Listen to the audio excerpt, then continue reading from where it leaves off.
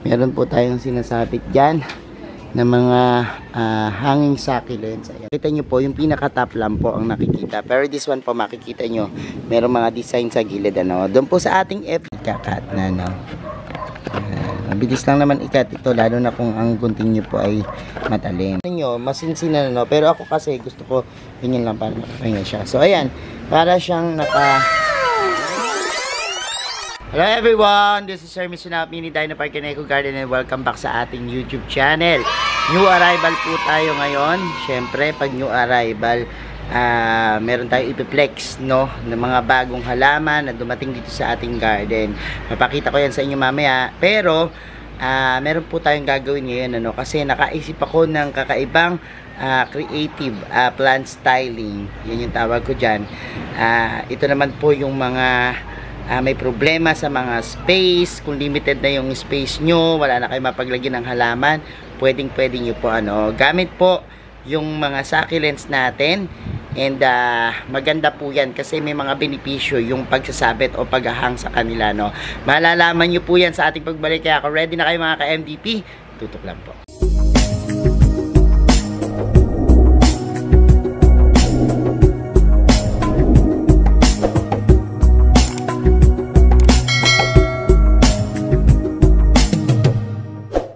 And we're back mga ka-MDP at ngayon nga po nandito tayo sa Plant Museo ni Doktora at dyan muna po namin nilagay yung ating mga bagong creative ideas, ano. Papakita ko po sa inyo ayan sa ating background. And ayan po yung mga hanging succulents natin, ano.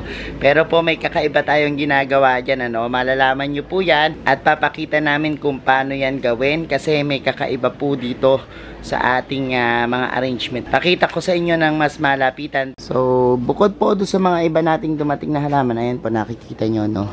Meron po tayong sinasabit dyan na mga hanging succulents. Ayan po. Ayan. And ayun pa, puntahan natin yung nandoon, medyo mababa, ano. Kung halimbawa po limited po yung inyong space, pwede nyo pong ganito yung gawing ideas, ano. Ito po, kung mapapansin nyo, may mga laglag siyang ganyan, ano. Unlike nung kapag halimbawa hinahang natin yung isang halaman, makita nyo po, yung pinaka-top lang po ang nakikita. Pero this one po, makikita nyo, merong mga design sa gilid, ano. Doon po sa ating FB Live, tinuro ko na po yung paggawa nito, no. So, ano nga ba ang gagamitin natin? Gagamit rin po tayo ng hanging pads, pero gagawan po natin siya ng panibagong idea. For example, lalagyan po natin siya ng cut, ano. And, ayan po, tingnan natin yung iba pa dito. Bakit nga ba sa tingin natin mas maganda kung ihahang to, no? Although pwede rin naman po ng mga nakatanim ng ganyan, kaya lang po kung gusto niyo naman ng kakaibang touch para sa inyong mga halamang succulents, ganito po yung gawin nyo, no?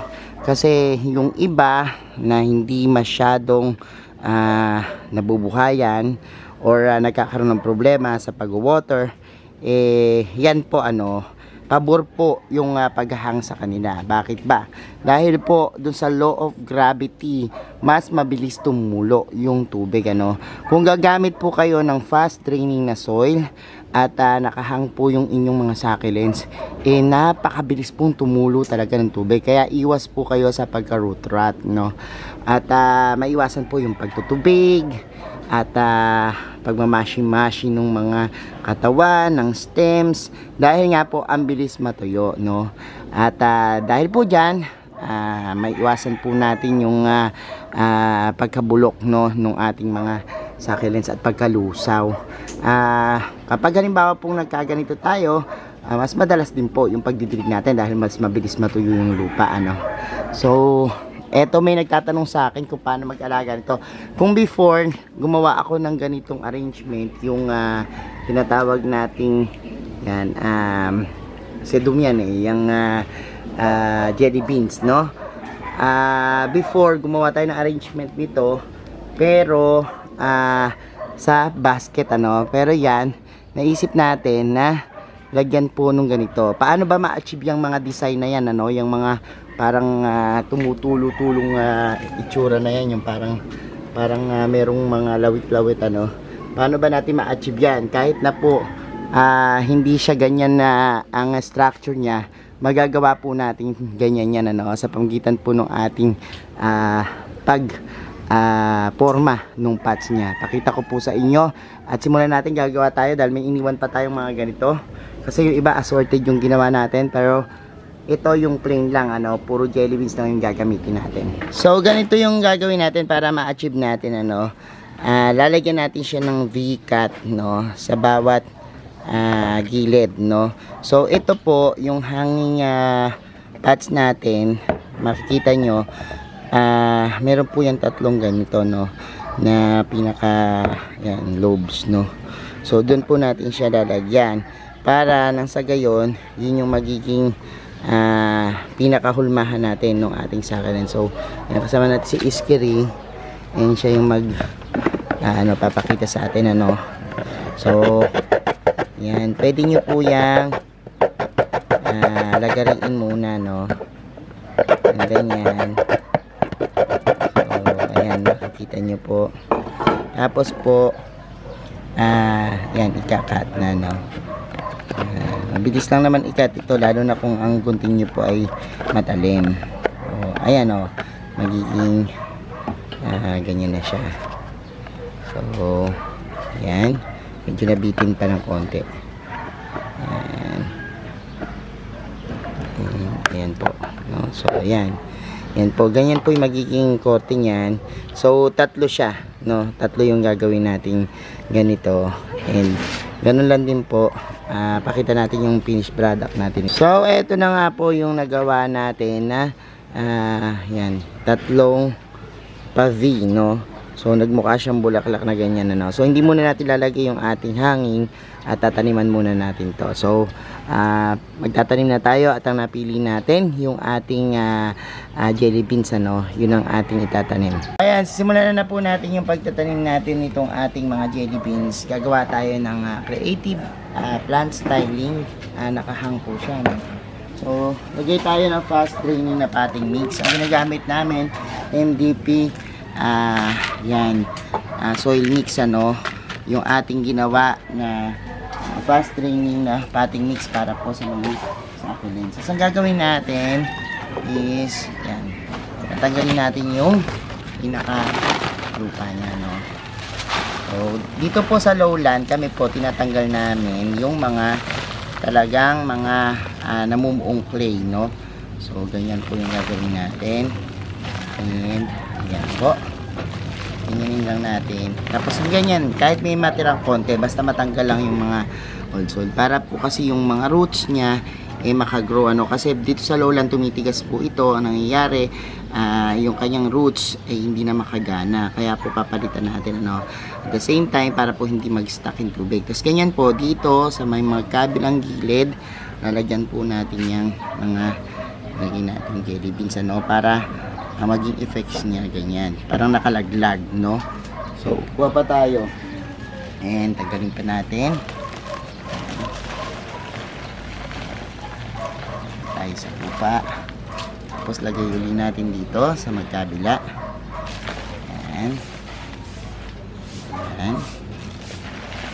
And medyo maalikabok lang no. So ganyan po, lagyan natin yan at ilagay natin yan.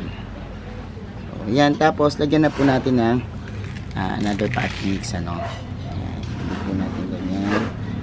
And sa kabila din ito, lagyan din natin ito ng potting mix no. Ayan. Tapos po another one sa kabila, lagay tayo, lagyan natin.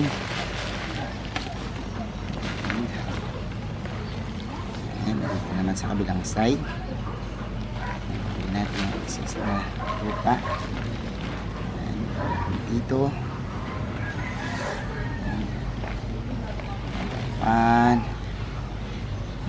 Tapos lagyan po natin ng ating potting mix no. So ayan, ngayon po tabunan na natin yan and magsimula na tayo magtanim dito sa ibabaw.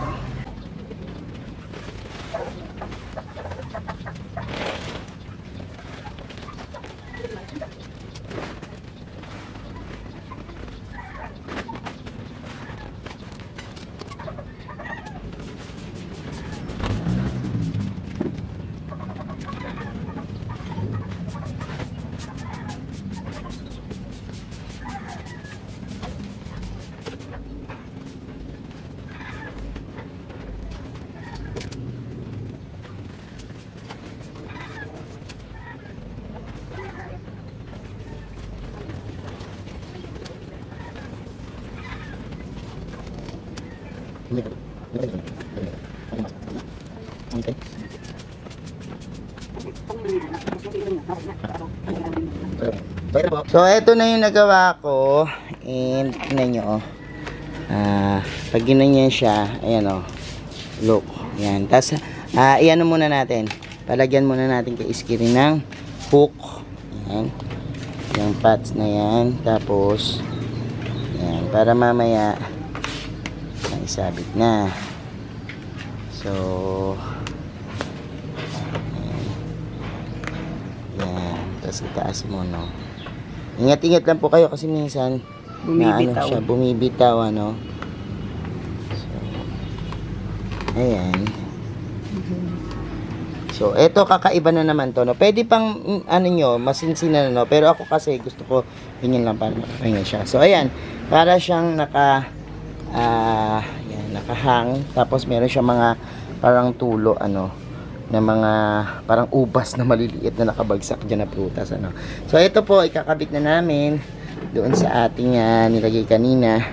Sa mga pinakita ko sa inyo, isasama na po natin yan, ano. Tapos, pakita ko pa yung iba nating dumating kasi yung iba na i-deliver na po yung halaman natin. So, kung ano yung mga halaman na nandito na available, yun papakita ko po sa inyo, no. So, actually po, ayan, ubos na po kami, no. Na sold out na. Ilang araw lang po yan, siguro 2 days lang ata, ano. Naglilinis na kami, kaya lang ito na yung mga naiwan na lang na hindi pa na-deliver, no. So meron po kaming mga maliliit na halaman, pwede po nyong subukan yan. 3 for 100 yung benta namin sa mga maliliit nating succulents, no. Tapos meron kaming mga mother plants for feeding po yung iba, yung iba naman pinipresyohan natin, ano, depende sa klase, depende sa laki, no. Pwede nyo na rin pong ipapat dito katulad po nung mga ito. Meron din po kaming binibentang mga arrangement tulad po ng mga dish garden. Ito 250 po yung benta natin dito, no.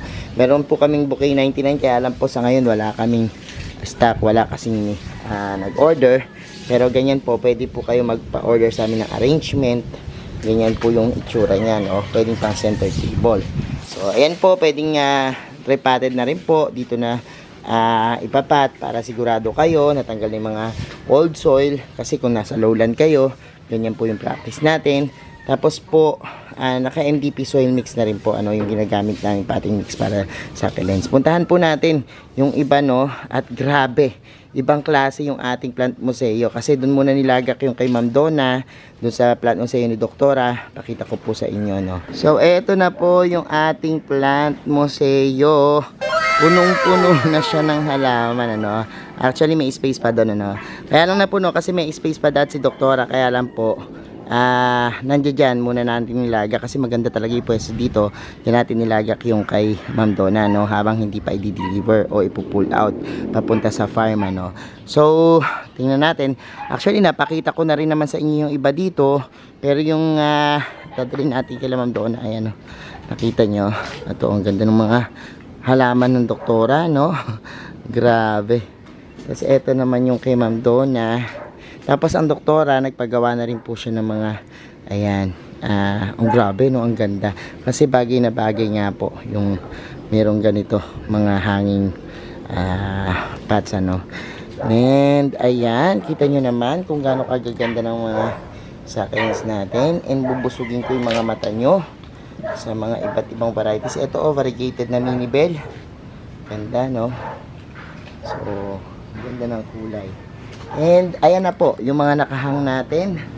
Pakita ko sa inyo mga hanging succulents na talaga namang kaakit-akit. Tingnan. And ayan pa po. So, this one. Ayan. And doon, puntahan pa natin yung mga nandun sa side na doon. At dumaan muna tayo dito sa ating ang ganda, ang sarap. Kanina pumunta dito yung kapatid ko, si Mina. Kanina lang siya lumabas dito kasama si Wes. Ganda-ganda siya, sabi niya, sa Baguio ba tayo? Akala nila nasa Baguio sila, no? Dahil napakagaganda ng ating mga plants dito, no? Talagang kaakit-akit. So ayan pa po yung ating mga plants na talaga namang hanging plants, no? And ayan. Look, para tayong mga ubas-ubas, no? Magandang idea po yan, ano? Para kakaiba naman. Kung puno na yung space nyo sa baba, pwede naman pong nakahang na ganyan, no? Look, kita nyo, no? Ang gandang tingnan. So, ayan po, pinakita ko lang yung ating mga ginawa ngayong araw na ito.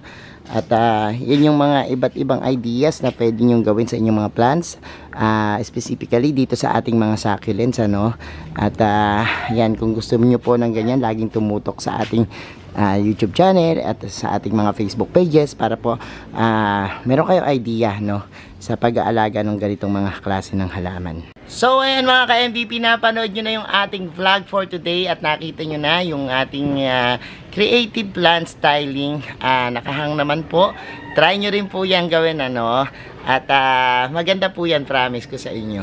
Sa mga hindi pa po nag-subscribe sa ating YouTube channel, kung bet na bet nyo po yung ganitong usapan, plants and gardening, mag-subscribe na po kayo, no? Huwag nyo pong kalimutang i-hit yung notification bell para lagi updated sa aming latest uploads, pati po sa iba't iba nating social media accounts, sa ating TikTok, Instagram, Facebook pages. Search nyo lang po Hermy Sunaho or Mini Dino Park and Eco Garden.